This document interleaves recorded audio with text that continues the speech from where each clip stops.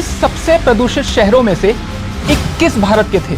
दिल्ली तो दुनिया की सबसे प्रदूषित राजधानी बनी थी। वायु प्रदूषण से 16 लाख लोगों की मौत हो गई है। भारत में लाइफ एक्सपेक्टेंसी करीब 2.5 साल कम हो गई है। 600-700 AQI में आप हवा में सांस ले भी रहे थे। एयर पॉल्यूशन की वजह से सालाना लगभग 7 लाख करोड़ का नुकसान हो रहा है। लेकिन क्या कभी जानने की कोशिश की ऐसा हर साल होता क्यों है?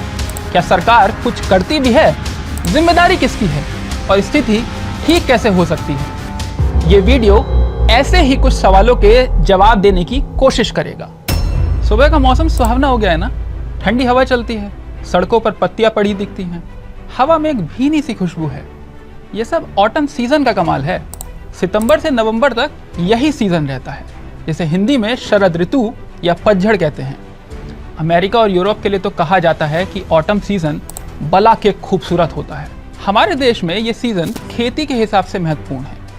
आपने ज्योग्राफी क्लास में पढ़ा होगा कि राबी और खरीफ 2 तरह की फसलें होती हैं।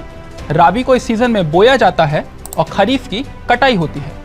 ये इतनी भूमिका इसलिए बांधी गई क्योंकि बाकी जगह होता होगा ये खूबसूरत सीजन।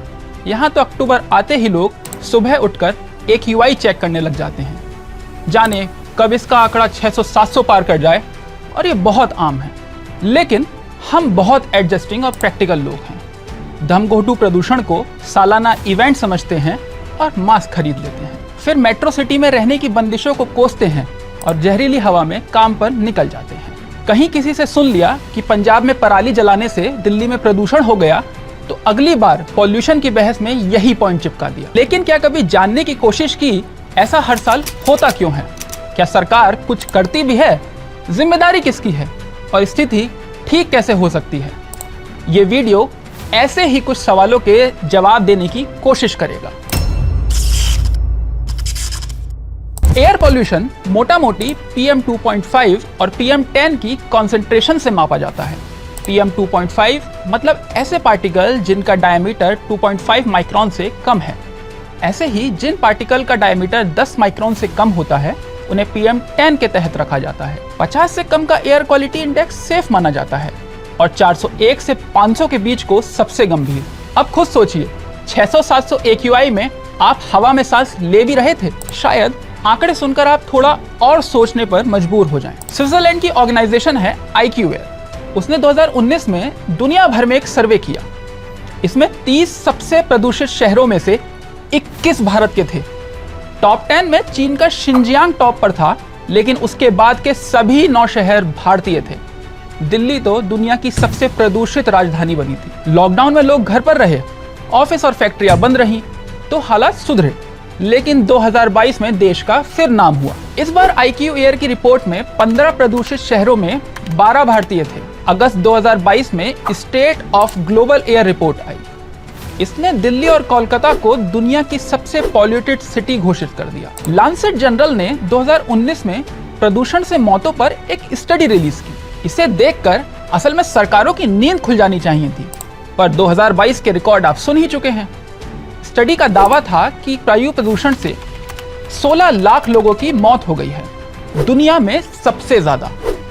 अगर हर तरह के पॉल्यूशन को फैक्टर इन कर लें तो मौतों का आंकड़ा 24 लाख के पार जाता था। स्टडी में कहा गया कि सबसे ज्यादा मौतें इंडो गैंगेटिक प्लेन में हुई हैं, मतलब वो इलाका जहां दिल्ली NCR और ज्यादातर प्रदूषित शहर हैं। आपको एक पर्सपेक्टिव देने के लिए बता रहा हूं कि दुनिया भर में एयर पॉल्यूशन से 60 लाख से ज्यादा लोग मरे थे और अकेले भारत में 16 लाख। इस स्टडी की एक लाइन झकझोरने के लिए काफी होनी चाहिए थी।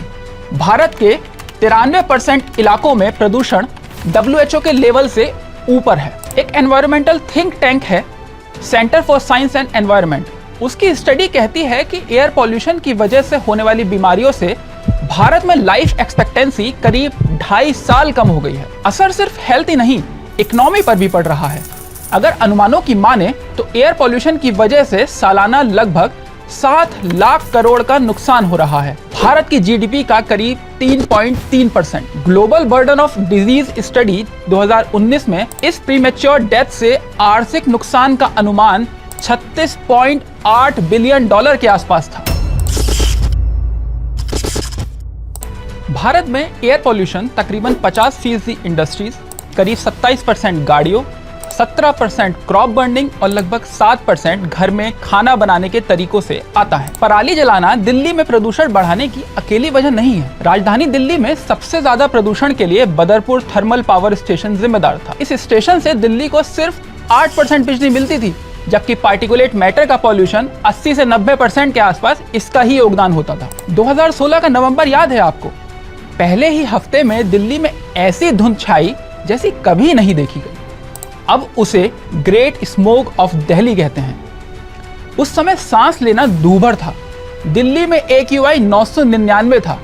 फिर याद दिला रहा हूं कि अच्छा AQI सिर्फ 50 होता है। उन दिनों में प्रदूषण से राहत देने के लिए बदरपुर थर्मल पावर स्टेशन को कुछ दिन के लिए बंद कर दिया गया था। 2018 में इसे हमेशा के लिए बंद कर दिया गया। अब आते हैं पराली जलाने पर। पंजाब और हरियाणा में गर्मी के मौसम में धान की खेती होती है। अक्टूबर नवंबर आने तक इसकी कटाई हो जाती है। फिर किसानों को अपनी जमीनें गेहूं की खेती के लिए तैयार करनी होती है। धान की कटाई के बाद जो बचता है उसे पराली कहा जाता है।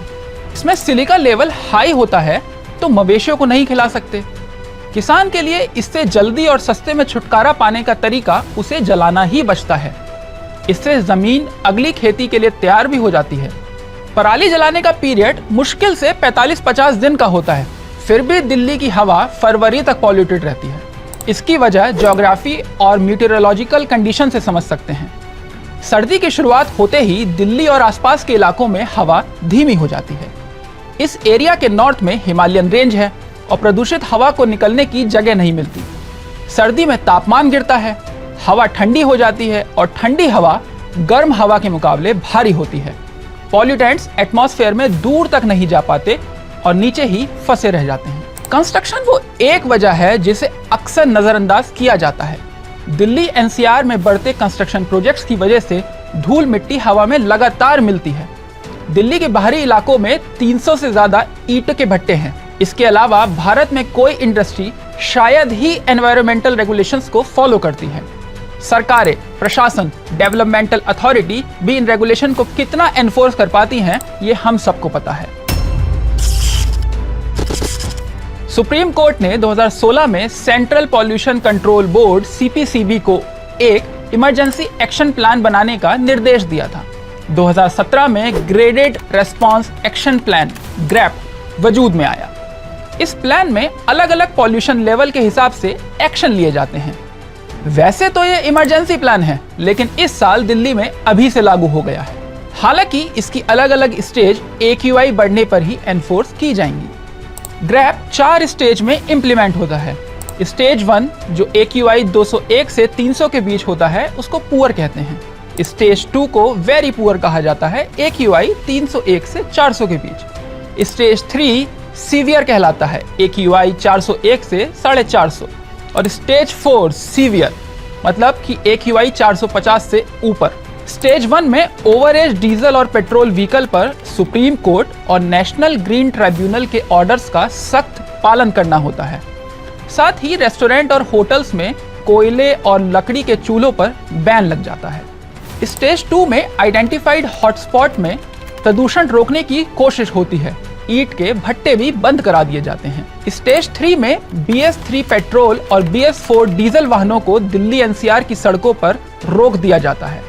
प्रशासन स्कूलों में क्लास 5 के लिए फिजिकल क्लास बंद कर सकता है। स्टेज 4 में दिल्ली के बाहर रजिस्टर्ड वाहनों जिनमें इलेक्ट्रिक CNG और BS6 डीजल शामिल नहीं होते हैं उनको राजधानी में एंट्री नहीं मिलती है, लेकिन एसेंशियल कमोडिटी ले जाने वाले वाहनों को छूट रहती है। मोदी सरकार ने जनवरी 2019 में national clean air programme NCAP launch किया था।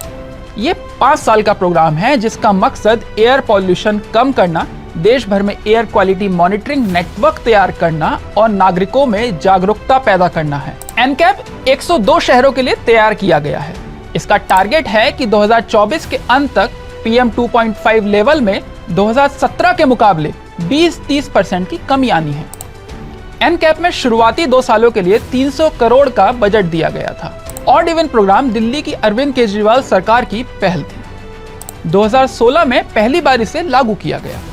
गाड़ी के रजिस्ट्रेशन नंबर की आखिरी डिजिट अगर ऑड है तो वो ऑड डेट पर निकाली जा सकती है और अगर इवन डिजिट है तो इवन डेट पर। जनवरी 2016 में इस स्कीम से पॉल्यूशन लेवल कम करने में कुछ मदद मिली। फिर अप्रैल में जब इसे लागू किया तो बड़ा अंतर नहीं दिखा। अगली बार ये 4 से 15 नवंबर 2019 के बीच लागू हुआ। इस पीरियड में एवरेज AQI 362 रहा।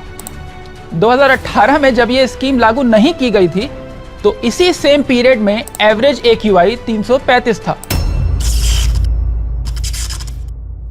इंडस्ट्रियल पॉल्यूशन से निपटने के लिए सरकारों को नियम कायदों को सख्ती से लागू कराना ही होगा। एक्शन प्लान्स और स्ट्रिक्ट रूल्स का कोई मतलब नहीं रह जाता अगर उनके उल्लंघन के जिम्मेदार लोगों को सजा नहीं मिलेगी। दूसरा, ट्रांसपेरेंसी बहुत जरूरी है। बात छोटी है लेकिन बहुत असरदार है।